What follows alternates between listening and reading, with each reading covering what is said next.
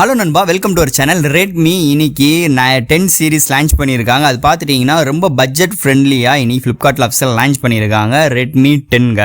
So இந்த மொபைலோட unboxing and review தான் இன்றைக்கி நம்ம சேனலில் பார்க்க போகிறோம். நீங்கள் நம்ம சேனல் புதுசுனா எப்பயும் போல் மறக்காமல் சப்ஸ்கிரைப் பண்ணிடுங்க. உங்கள் கருத்துக்களை கீழே கமெண்ட் பண்ணுங்கள், இந்த வீடியோவை ஷேர் பண்ணுங்கள். ஸோ வெயிட் பண்ணாமல் வீடியோக்குள்ளே போகலாம். இது அன்பாக்சிங் பார்க்குறதுக்கு முன்னாடி எல்லாத்துக்கும் ஒரு விஷயம் சொல்லிடுறேன். நம்ம என் கையில் இருக்க சைனா யூனிட் தான் 10Cன்னு இருக்கும். பட் ஆனால் சைனாவில் 10C, இந்தியாவில் 10ன்னு லான்ச் பண்ணியிருக்காங்க. மித்தபடி எல்லாமே ஒரே ஸ்பெசிஃபிகேஷன்லாம் இருக்க போகுது. ஸோ இதுதான் அதோட பாக்ஸ், ரெட்மியோட 10.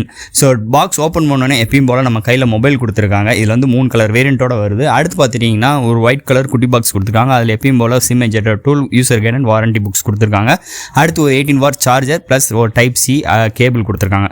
ப்ரைஸிங்கில் தான் ஆரம்பிச்சிரும். 464 வேரியண்ட் பார்த்துட்டிங்கன்னா லான்ச்சிங்காக 10,000 லான்ச் பண்ணியிருக்காங்க. பட் ஆனால் உங்களுக்கு 11,000 வந்துடுது. இல்லை அது விட்டுட்டிங்கன்னா 6,128. இதோட ப்ரைஸிங் பார்த்து ஒரு 13 ரூபா வந்துடுது. இதில் வந்து dual sim plus micro SD card use பண்ணிக்கலாம். இல்லை 4G ஃபோன் தான் இங்கே வந்து ஒரு 6nm ஆர்கிடெக்டில் கொண்டு வந்திருக்காங்க ஒரு ப்ராசஸர். அதெல்லாம் பார்க்கறதுக்கு முன்னாடி ஒரு ஸ்க்ரீன் சைஸ் ஒரு 6.7 inch HD ப்ளஸ் டிஸ்பிளே தான் கொடுத்துருக்காங்க. இல்லை ரெஃப்ரெஷ் ரேட் கிடையாது, டச் சாம்பிளிங் ரேட்லாம் கிடையாது. இதை பொறுத்தளவு இல்லை லிக்விட் கூலிங் டெக்னாலஜிலாம் கொடுக்கல. இல்லை Bluetooth 5.0, wifi dual pant support, IR blast, இல்லை டைப் சி போட்டு கொடுத்துருக்காங்க. ஸ்பீக்கர்கள் வந்து கொடுத்துருக்காங்க. இருந்தாலும் இதில் வந்து டூயல் ஸ்டுடியோ ஸ்பீக்கர்லாம் கிடையாது. ஏன் பார்த்தீங்கன்னா இது பட்ஜெட் ஃபோன்ஸ் இது வந்து. ஸோ ரெட்மி வந்து போனோட்டம் 9 சீரிஸ் ஒன்று லான்ச் பண்ணியிருந்தாங்க பட்ஜெட் ஃப்ரெண்ட்லியில். அதே மாதிரி தான் இங்கே ரெட்மி வந்து 10 அப்படின்னு லான்ச் பண்ணியிருக்காங்க. ரெட்மி 10னா ஃபுல் அண்ட் ஃபுல் இது ஒரு பட்ஜெட் செக்மெண்ட்டில் தான் இருக்க போகுது. பட் ஆனால் இங்கே வந்து ப்ராசஸர் நல்லா கொடுத்துக்கிறதா சொல்லியிருக்காங்க. இருந்தாலும் இந்த மொபைலோட வெயிட் பார்த்துட்டிங்கன்னா ஒரு 200 கிராமுக்கு மேலே வந்துடுது. இதோட பேட்டரி பார்த்துட்டிங்கன்னா ரொம்ப நாள் கழிச்சு ஒரு 6000 mAh பேட்டரி கொடுக்குறாங்க. அதே மாதிரி சார்ஜ் பண்ணுறதுக்கு 18 வாட் சார்ஜர் கொடுக்குறாங்க. ஸோ இது மூலமாக சார்ஜ் பண்ணி கிட்டத்தட்ட 1.5 மணி நேரம் ஆயிடுது ஃபுல் பேட்டரி சார்ஜ் பண்ணுறதுக்கு. இன்பாக்ஸ் உங்களுக்கு ஆண்ட்ராய்ட் லெவல் MI UI 13 கொடுக்குறாங்க. இது வந்து ஒரு பெரிய ப்ளஸ் பாயிண்ட்டாக இருக்குது இங்கே ரெட்மி 10 மொபைலை பொறுத்தளவு. இப்போ கேமரா இங்கே பார்த்துட்டிங்கன்னா உங்களுக்கு பிரைமரி சென்சார் 50 MP சென்சார் கொடுக்குறாங்க.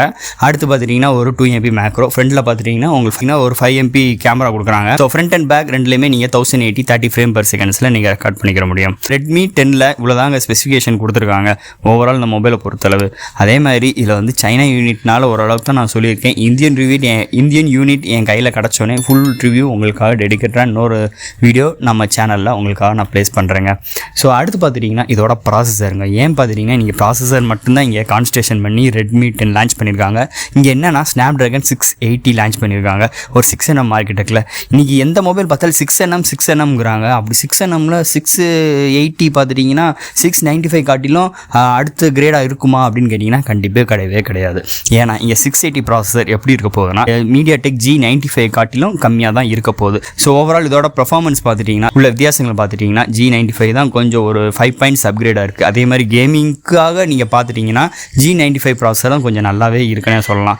அப்போ இந்த ப்ராசஸர் மொக்கையான்னு கேட்டிங்கன்னா கண்டிப்பாக கிடையாது. மீடியாடெக் காட்டிலும் ஸ்னாப்ட்ராகன் நல்லா தான் இருக்கும். இருந்தாலும் ஒரு 6nm மார்க்கெட்னால பேட்டரி ஒரு பேக்கப் சூப்பராகவே இருக்கும். G95 கம்பேர் பண்ணும்போது இங்கே G80 சூப்பராகவே இருக்கும். ஏன்னா G95 பார்த்திங்கன்னா ஒரு 2nm மார்க்கெட்டுக்கு, இது வந்து ஒரு 6nm மார்க்கெட்டுக்கு இருக்கனால பேட்டரி லைஃப் நல்லாவே இருக்குன்னே சொல்லலாம். அதே மாதிரி தான் இந்த ஃபோன்லையும் பேட்டரி லைஃப் நம்ம தாராளமாக எதிர்பார்க்கலாம். ஸோ ஓவரால் ஃப்ரெண்ட்ஸ், இந்த ஃபோனை பற்றி கிட்டத்தட்ட எல்லா விஷயங்களும் சொல்லிட்டேன்.